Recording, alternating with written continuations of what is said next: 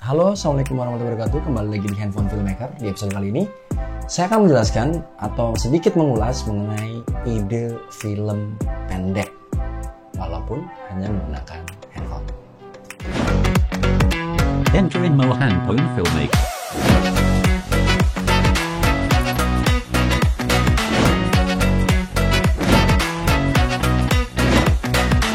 Enter in Handphone Filmmaker. Ya, Handphone Filmmaker, siapa aja bisa bikin film walaupun hanya dengan handphone ya. Sebenarnya teori yang ingin saya sampaikan ini adalah teori umum ya. Kalau ketika teman-teman ingin membuat sebuah film, walaupun film pendek menggunakan handphone, ini harus diperhatikan. Jadi apa sih gambaran utamanya? Poin pertama adalah gambaran utamanya bagaimana cara menemukan itu. Nah, nanti ada sampelnya di sini ya. Jadi gambaran utamanya pertama gini. Ini cerita. Jadi cerita itu ibaratnya sebuah inti dari nyawa dari sebuah film. Jadi kalau teman-teman nonton film, scene by scene, satu film bisa 1,5-2 jam, itu adalah visualisasi dari skenario yang dilakukan oleh sutradara menjadi sebuah film. Tetapi kalau lihat inti utamanya, sinopsis besarnya itu ide cerita lah ibaratnya. Jadi sebenarnya sinopsis sama ide cerita agak sedikit berbeda, tapi hampir sama kalau secara umumnya itu sinopsisnya kelihatan gitu. Ini tuh apa sih, menceritakan apa? Itu ide cerita. Tapi ide cerita itu sebenarnya kembali lagi kepada premis, yaitu main idea, ide utamanya dari sebuah film itu. Kalau ide cerita kan kayak sinopsis panjang gitu, A sampai Z gitu, kira-kira kayak cerpen gitulah, kayak gitu. Tapi kalau premis itu benar-benar satu kalimat ibaratnya yang menggambarkan secara utuh. Misalnya kayak Transformer. Apa sih Transformer? Yaitu film robot yang sedang mencari bla bla bla. Nah, itu premis. Kemudian ceritanya adalah robot itu terbang dari sana, kemudian menemukan ini, lalu begini-gini, perang dan selesai. Baru nanti dijabarkan lagi menjadi skenario yang akhirnya teman-teman tonton dalam sebuah film yang ada di bioskop-bioskop itu. Kayak gitu ya. Itu udah kebayang soal gambaran, pengertian atau gambaran umum apa itu ide cerita. Sebenarnya ide itu nggak akan lari dari premis maupun skenario ya. Sebenarnya ide cerita itu bisa disebut juga ide dasarnya adalah premis. Premis itu ibaratnya core intinya seperti apa? Seperti itulah ya. Misalnya, dan itu harus sangat menarik. Karena apa? Itu akan menjadi dijabarkan dalam sebuah skenario. Sebelum itu, skenario akan saya bahas lebih detail di konten yang lain gitu. Tapi di konten ini hanya sebut saja itu skenario. Karena sebuah film yang bagus itu bukan ditentukan oleh sutradara yang bagus sebenarnya, tetapi oleh skenario yang bagus. Karena sutradaranya jelek atau tidak terlalu populer atau kayak gitu ya, misalnya kayak saya gitu, tapi skenario bagus, film saya bisa bagus. Tapi kalau sebaliknya, sutradaranya seorang yang sangat populer, bagus lah, keren gitu, tapi skenario jelek, ya filmnya akan jelek. Nah, skenario itu basic awalnya adalah ide cerita yang ditarik lagi, lebih kecil lagi, mengerucut lagi adalah sebuah premis, kayak gitu. Misalnya, sebenarnya saya juga, kenapa saya bicara ini, saya juga seorang filmmaker, membuat film yang menggunakan handphone. Dengan keterbatasan itu saya tetap bikin film, kualitas saya pikirkan kualitas yang profesional, dan sampai hal seperti ini saya pikirkan, dan saya belajar. Memang saya bukan dari orang yang belajar secara akademis, tapi saya belajar secara praktisi oleh para praktisi filmmaker, sutradara besar, penulis skenario besar, teman-teman saya juga orang-orang besar yang di industri film, sehingga itu saya belajar dari situ dan saya membuat sebuah film. Salah satu yang saya sangat bangga-banggakan adalah film Lurek Biru The Perspektif karya saya yang ada di video on demand. Ya, kayak gitu. Itu saya rekam menggunakan handphone loh, teman-teman, tetapi menggunakan teori-teori yang saya menjabarkan idenya seperti apa. Idenya itu tidak ada yang baru, yang adalah pembaruan ide. Bagaimana kita membaru ide? Di sini nanti ada di poin kedua yang akan saya bahas, itu bagaimana menemukan ide itu. Nah, intinya mengenalin dulu nih premis ide cerita itu gambarannya kayak teman-teman lihat 1-2 halaman cerpen kan kayak gitu, itu gambarannya ide cerita lah yang sering dikompetisikan seperti itulah. Berarti sebuah cerita awal sampai akhir dalam bentuk garis besarnya. Dan itu akan menjadi skenario. Tetapi ada yang lebih kecilnya lagi, yaitu kayak satu kalimat, bukan satu paragraf ya, itu lebih kepada premis. Misalnya gini, seorang ibu yang dipukul oleh anaknya.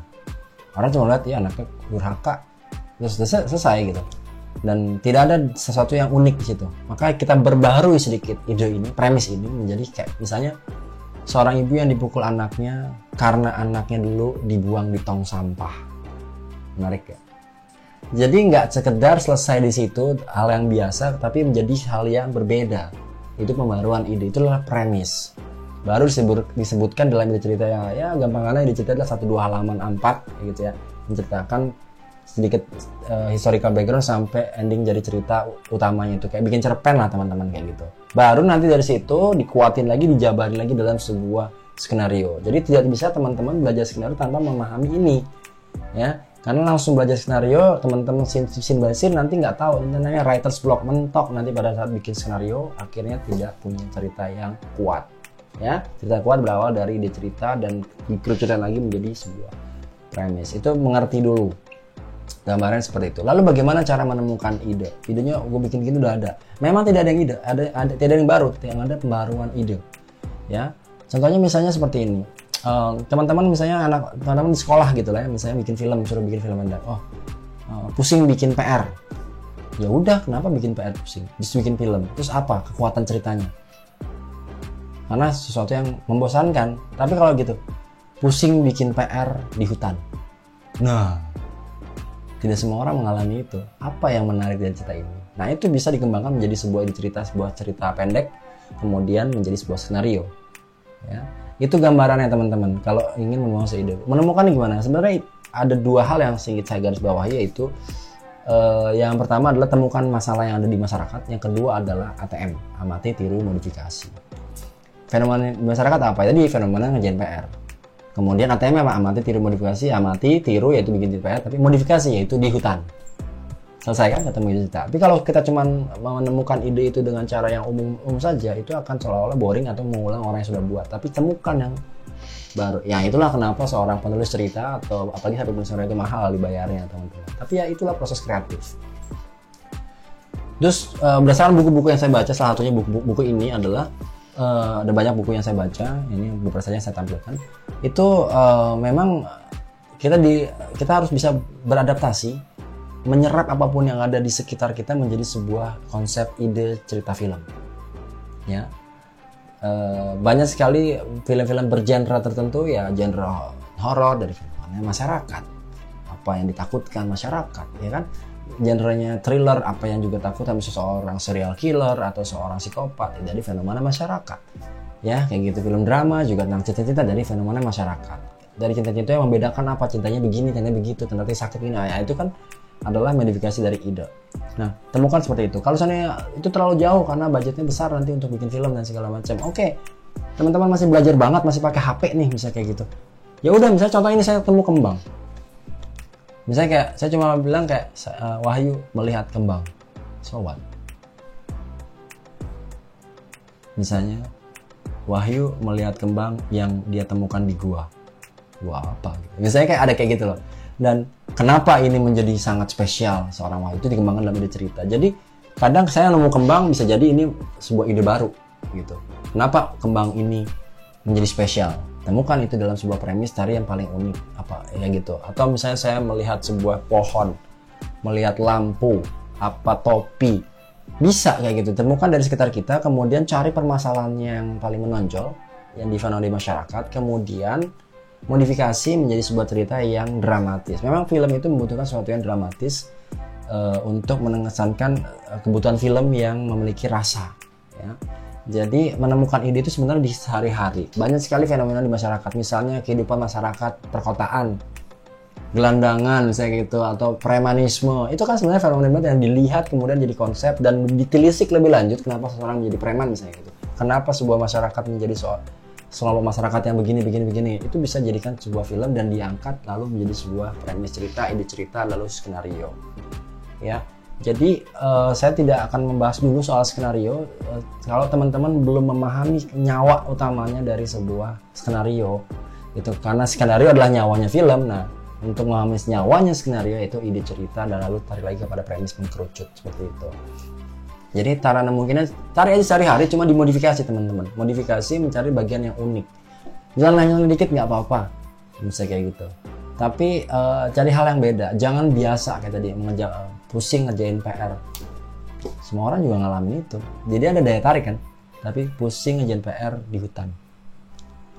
Gue belum pernah ngalamin nih. Akhirnya gue pengen lihat filmnya. Itu kayak gitu loh. Itu adalah menemukan ide dari sesuatu yang terkesan tidak ada gitu. Susah nyari ide. Tapi sebenarnya ada kalau kita mau berpikir lebih untuk menemukan modifikasi dari ide tersebut. Gitu ya.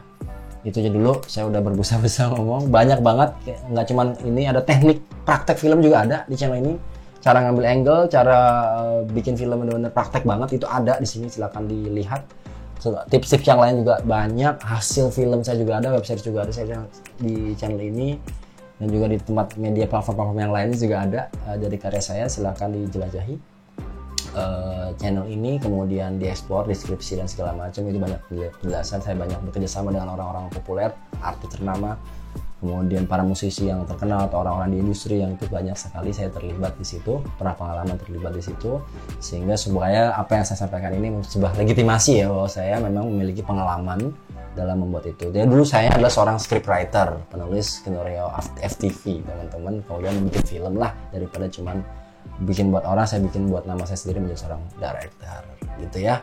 Semangat bikin film. Kalau ada pertanyaan silahkan komentar di kolom komentar, tapi komentar yang baik-baik karena kita dilindungi undang-undang ITE, dan juga kita harus jaga betul jangan sampai kita mencontohkan yang tidak baik, karena konten itu tidak hanya tonton orang seumur kita, bisa jadi tonton oleh anak-anak kecil gitu ya.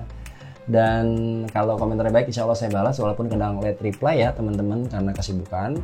Dan jangan lupa, jangan cuma ditonton doang, tapi di subscribe, karena dengan begitu teman-teman bisa selalu dapat update yang terbaru. Dan jangan cuma nonton video ini, tonton video yang lainnya, karena bisa jadi apa yang ditanyakan teman-teman sudah terjawab di video sebelumnya gitu ya teman-teman. Oke, gitu dulu Handphone Filmmaker. Semua orang bisa bikin film walaupun hanya dengan handphone.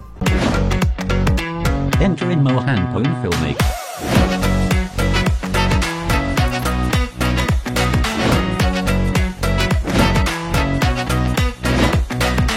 Enter in Mo Handphone Filmmaker.